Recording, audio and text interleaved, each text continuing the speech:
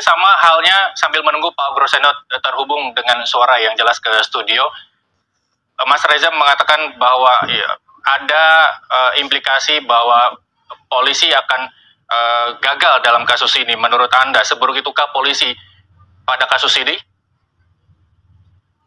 Khusus untuk Polda Jabar ya, Kapolri baik pada amanat resmi yang disampaikan oleh Wakapolri saat yudisium PTIK, ya jelas mereka tidak menggunakan saintifik. Kemudian penyidikan yang 2016 kacau gitu kan, kacau balau karena mereka tidak melakukan penyidikan sesuai dengan definisi penyidikan. Definisi penyidikan itu kan upaya membuat terang suatu peristiwa pidana apa bukan menurut tata cara yang diatur dalam undang-undang itu, dengan mengumpulkan bukti kalau pidana siapa pelakunya. Nah, untuk pelaku ini jangan ditangkap pelaku dulu, teori penyidikan begitu kan. Jangan langsung nangkap, cari buktinya dulu, setelah lengkap, syukur minimal dapat 2, syukur dapat 3, dapat 4, baru tangkap orangnya, karena ini bukan tertangkap tangan. Tapi dalam hal peristiwa 2016, termasuk juga 2024 ini, menangkap PJ, kaidah-kaidah penyidikan itu diamburadulkan. Tangkap dulu baru cari alat bukti. Nah ini teori dari mana? Yang ngajari siapa? Yang dapat malunya siapa? Kalau ini ternyata salah, tidak bisa melengkapi alat buktinya, saya yang pensiun ini malu juga. Jangan-jangan orang mengatakan, wah ini pasti buatan seniornya ini, yang ngajari seniornya. Apalagi saya ini pernah jadi Kapolda Jawa Barat loh. Saya 2008 awal masih di Jawa Barat. Kabaris-Krim saya itu 2008-2009, bukan 2018 ya tadi. Iya, itu salah. Kaidah-kaidah penyidikan diinjak-injak. Ya, kecuali kalau tertangkap tangan, ya silakan, tertangkap tangan siapapun boleh menangkap, baru nanti cari saksi, cari apa-apa. Kali ini bukan kok. Baik. Kejadian 27 ditangkap tanggal 30 tanggal berapa ya. Gitu. Pak Susno, kuasa hukum Tony RM juga mengatakan ada kesalahan prosedur dalam penetapan tersangka, tidak melalui pemanggilan terlebih dahulu, pemanggilan keterangan saksi dan lain sebagainya, langsung ditetapkan tersangka. Apakah poin ini sebagai poin unggulan dari kuasa hukum untuk selangkah menuju kemenangan dari pra-peradilan? Karena menurut Anda juga ini adalah langkah yang salah begitu Pak Susno. Yang penting adalah sah, sebagaimana Pak Riza katakan tadi, sah tidak upaya paksa yang dilakukan. Apa upaya paksa itu? Nangkap, nahan, nyita. Ya kan gampang sekali. Nah untuk sahnya, apakah penyitaan barang bukti sepeda motor dan sebagainya itu barang tidak bergerak? Telah sesuai dengan ketentuan dalam hukum acara pidana, bagaimana cara menyita barang tidak bergerak. Nah, izin penetapan pengadilannya kapan harus diminta. Nah, jangan-jangan sampai sekarang itu nggak ada. Oh, ada berita acaranya. Berita acara itu bukan penetapan. Nah, kemudian harus jelas juga apa sebabnya disita. Itu baru barang bukti ya. Nah, kemudian belum tentang menentukan dia sebagai tersangka. Apa dasar menentukan tersangka? Terlalu berpedoman pada saksi. Saya sangat pendapat dengan Pak Riza bahwa saksi itu manusia. 1000 saksi bisa kompak, dia bisa mengatakan sesuatu yang hitam dikatakan putih, yang putih dikatakan hitam. Saksi itu baru berharga apabila didukung alat bukti lain, misalnya alat bukti forensik, foto, video, dan lainnya. Nah ini justru yang tidak mereka garap. Contohnya apa? Di situ ada 6 CCTV. Dalam berita acara ada loh, dalam berita acara putusan pengadilan, sekian CCTV belum dibuka. Katanya alasannya di Cirebon nggak ada. Kalau di Cirebon nggak ada alat yang bisa membuka, kan ada di Bandung kan. Di Bandung nggak ada di Jakarta. Jakarta nggak ada, di luar negeri. Kayak ini nyawa manusia. Ada, mari kita suarakan. CCTV itu buka. Kemudian apalagi yang belum dilakukan, alat bukti yang masih sisa. HP, ada 6 HP yang disita. Apa pembicaraan Peggy, apa pembicaraan Pina, apa pembicaraan yang lain. Nah kalau itu tidak ada semua terkait, oke lah. Kalau soal darah, soal sperma mungkin sudah hilang ya.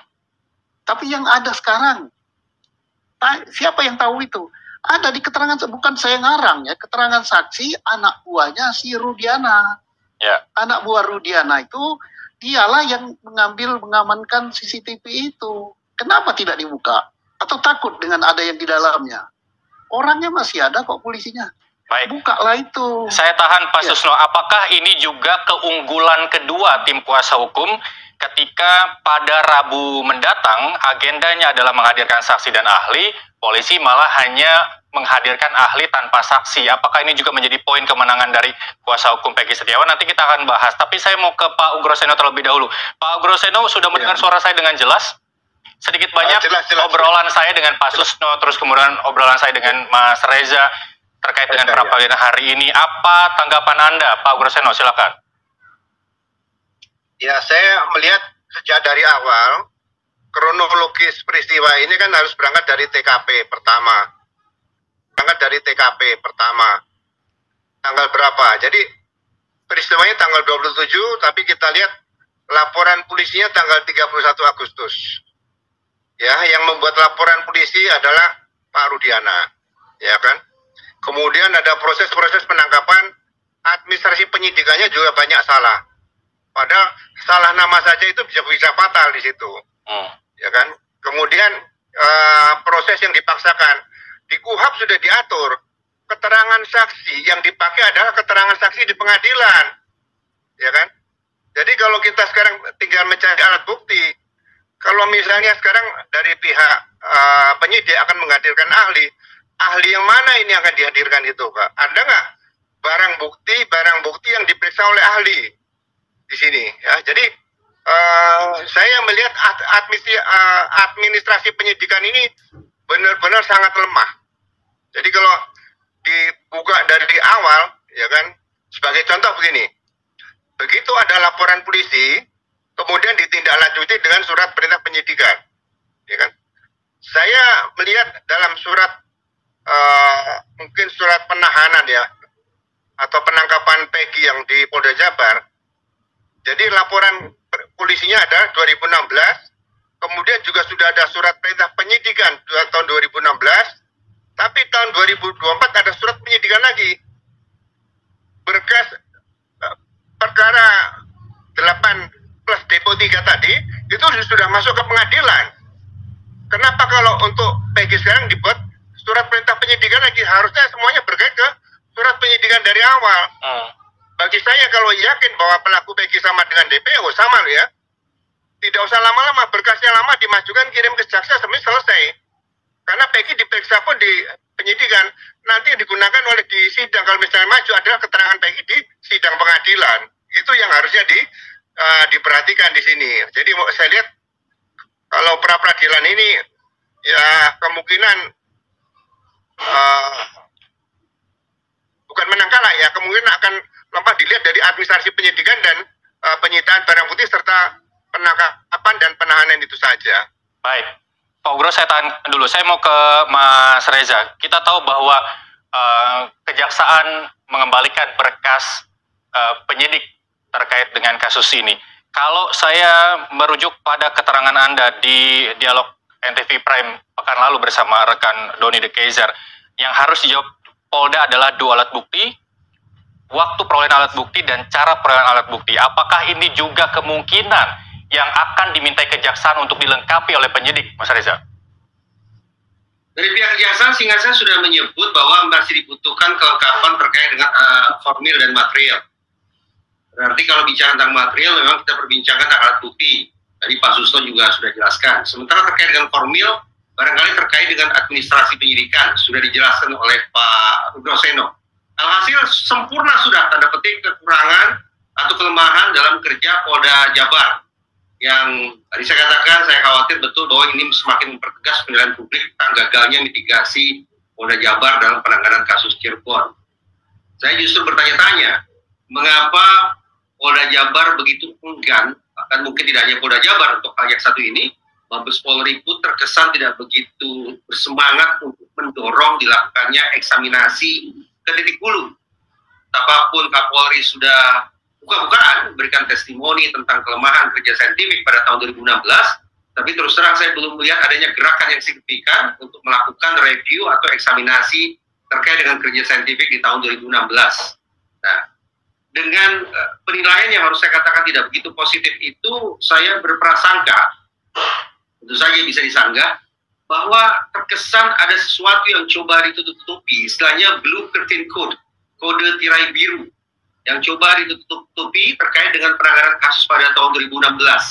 Apakah kode tirai biru semacam itu merupakan manifestasi dari jiwa korsa, yaitu kekompakan yang harus saya katakan kekompakan salah kaprah, ataukah dalam rangka untuk mengejar target tertentu, dengan kata lain menjadikan penanganan kasus sebagai sebuah strategi, misalnya untuk mendongkrak karir.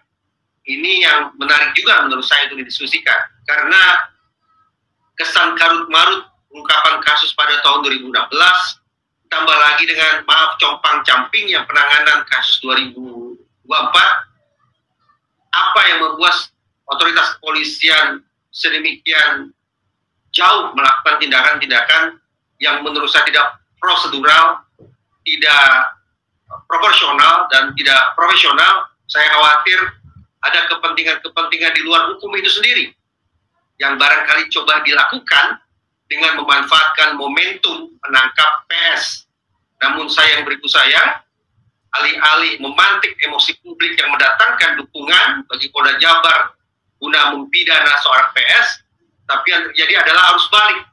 Ternyata publik justru sangat kritis dan sekian banyak praktisi hukum justru memberikan kesediaannya untuk membantu PS secara pro bono.